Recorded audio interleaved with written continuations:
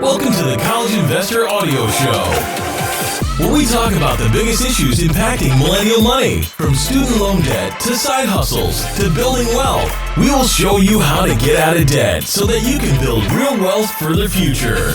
Hi, welcome to the College Investor Audio Show. So glad you are a part of things today. Today, we talk about budgeting. More specifically, how to build an effective spending plan. For many people, budgeting feels like a restrictive diet. Money comes in and they shovel money into savings or into debt repayment, leaving little to live on. After a few weeks of restriction, they can't handle it and binge, or they felt deprived. But an effective spending plan doesn't need to be difficult at all. Approach your spending plan with an open mind and a willingness to embrace technology, and you can find a plan that works for you. Here's how you can do it. First of all, estimate your income. An effective spending plan, or a budget, if you will, always starts with income, not expenses. Most people could spend an unlimited sum of money, but income limits them from that spending. To develop a spending plan, you need to know your income. This is particularly important for lower income people to estimate, but it's important for everyone. Whether you earn $1,200 a month or $12,000 a month, your spending plan depends on your income. Budgeting apps like Simplify can help you estimate your monthly income. Most people experience small income fluctuations from month to month. Sometimes you work more, sometimes less. But these fluctuations don't need to derail you from building an effective spending plan. You can easily build your plan based on your average monthly income. However, some people, especially college students, have variable incomes. After earning $7,500 over the summer, they may earn just a few $100 per month during the school year. Folks in these circumstances should do their best to build up savings during their working seasons so they can cover lifestyle expenses during the rest of the year. For this case study, though, we'll consider a young professional who earns $3,200 per month from her W-2 job after 401k contributions, health insurance, and taxes, and an average of $600 per month from her side hustle of charging scooters. Her average total income is $3,800 per month.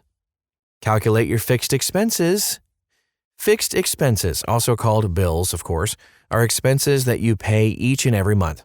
Typically, rent, insurance, cell phone, utilities, debt payments, memberships fall into this category. Since these expenses don't fluctuate from month to month, you can build your spending plan around these.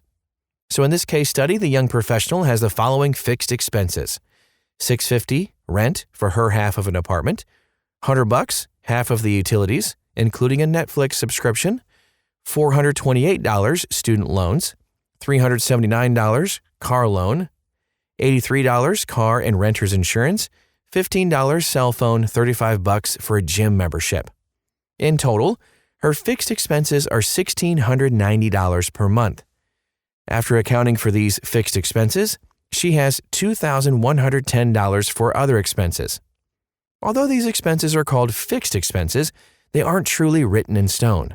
Most people can cut back on these expenses by moving to less expensive accommodations, downgrading their car, or just canceling subscriptions. Automate your savings. Effective spending plans incorporate short, medium, and long-term savings goals. Setting money aside for future spending can help you ensure you have access to money when you need it.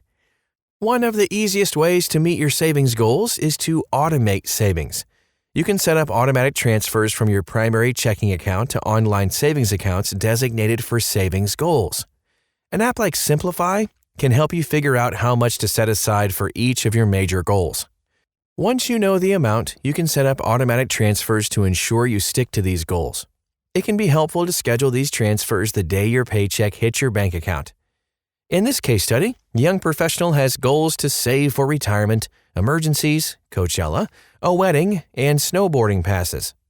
Based on her goals, she transfers the following funds to other accounts: $500 per month in Roth IRA. This money is transferred to a Roth IRA hosted at a robo-advisor. $400 per month for emergencies, $180 per month for Coachella expenses, $150 per month for a wedding account, $80 per month for annual snowboarding passes. In total, she puts $1,310 into various accounts. After fixed expenses and savings, the young professional has $800. Keep an eye on the leftovers. An effective spending plan gives the planner a lot of freedom within the constraints of income. When a spending plan includes bills and savings, you can spend the rest of the money as you please. Some people want to forecast where every penny of this money will go, and they may use spreadsheets or traditional budgeting apps to manage money in a detailed way. Other people don't want to bother with detailed categories. They prefer greater flexibility. One month they may spend a lot on groceries, inspired by the Great British Bake Off. But the next month they get takeout 10 times. As long as they're on track, they want complete freedom to splurge. The young professional in our case study falls in between the two extremes. She wants to keep an eye on her eating out budget because she knows that she can fall into an expensive takeout rut. Aside from her eating out budget, she likes to create weekend spending budgets to make sure her weekend spending makes sense. The month in question, she spends the following: $57 on restaurants and takeout of a $90 budget, $318 on groceries, $290 on a weekend getaway with her sister, Venmo transaction, $96 on gas. Overall, she spent $761 of her $800 budget. So one of the best ways to keep an eye on spending is to use cash envelopes. However, that solution doesn't work particularly well in a world of digital spending. Apps that track spending can also be a powerful alternative to cash envelopes. For example, Simplify allows users to create watch lists to keep an eye on their spending.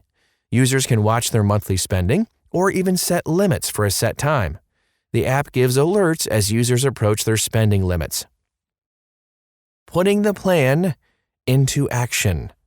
The most crucial step. The best laid plans can go awry if they're unrealistic or unwieldy.